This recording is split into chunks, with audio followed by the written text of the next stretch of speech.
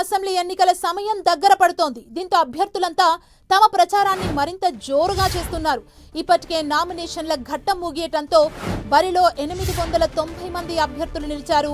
140 సీట్లకు గాను ఏప్రిల్ 9న ఒకే దశలో ఎన్నికలు జరగనున్నాయి. ఈ ఎన్నికల్లో దాదాపు 2.71 కోట్ల మంది ఓటర్లు తమ ఓటు హక్కును వినియోగించుకోనున్నారు. అందుకోసం ఎన్నికల కమిషన్ కూడా ఇప్పటికే అన్ని ఏర్పాట్లు పూర్తి చేసింది. 2.18 లక్షల పోలింగ్ స్టేషన్స్ ఏర్పాటు చేసిన ఈసీ విధుల్లో 25 లక్షల మంది సిబ్బంది పాల్గొనేలా ఏర్పాటు చేసింది. మే 4న అసెంబ్లీ ఎన్నికల ఫలితాలు వెలువడనున్నాయి. 140 స్థానాల కోసం 890 మంది అభ్యర్థులు పోటీ పడుతున్నారు. అయితే ఈసారి కేరళం పోరులో ప్రధాన పోటీ మాత్రం ఎల్డీఎఫ్, యూడీఎఫ్ మధ్య ప్రధానంగా ఉండనుంది. బీజేపీ కూడా గట్టి పోటీ ఇవ్వనుంది. ఇప్పటికే ఎల్డీఎఫ్, యూడీఎఫ్, బీజేపీ అభ్యర్థులంతా జోరుగా ప్రచారం నిర్వహిస్తున్నారు.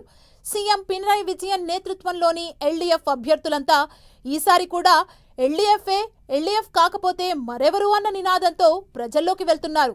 ఇంటింటికి జోరుగా ప్రచారం నిర్వహిస్తూ ఓటర్లను ప్రసన్నం చేసుకుంటున్నారు. కేరళంలో మరోసారి గెలిచి హ్యాట్రిక్ కొట్టాలంటూ పినరయి సర్కార్ చూస్తోంది. అటు కాంగ్రెస్ నేతృత్వంలోని యూడీఎఫ్ అభ్యర్థులు కూడా జోరుగా ప్రచారం నిర్వహిస్తున్నారు. ఇక యూడీఎఫ్ ఈ కేరళం ఎన్నికలకు యువతకు లోన్స్, మహిళలకు ఫ్రీ బస్, పెన్షన్ల వంటి ప్రజాకర్షక పథకాలను ప్రకటించింది. తమ మేనిఫెస్టోని బేస్ చేసుకొని అభ్యర్థులు కూడా ప్రచారంలో స్పీడ్ పెంచారు. అధికార పార్టీ తప్పులను ఎత్తి చూపుతూ జోరుగా ప్రచారం చేస్తోంది. ఎల్డీఎఫ్ని ఓడిద్దాం, యూడీఎఫ్ నాయకత్వంలో కేరళంని జయించుకుందామంటూ యూడీఎఫ్ అభ్యర్థులు ప్రచారం నిర్వహిస్తున్నారు. అటు ఈ ఎన్నికల్లో కాంగ్రెస్ పార్టీ తరపున తెలంగాణ సీఎం రేవంత్ రెడ్డి కూడా ప్రచారం నిర్వహించారు. మరోవైపు బీజేపీ కూడా కేరళం ఎన్నికల్లో గట్టిగానే ప్రచారం చేస్తోంది.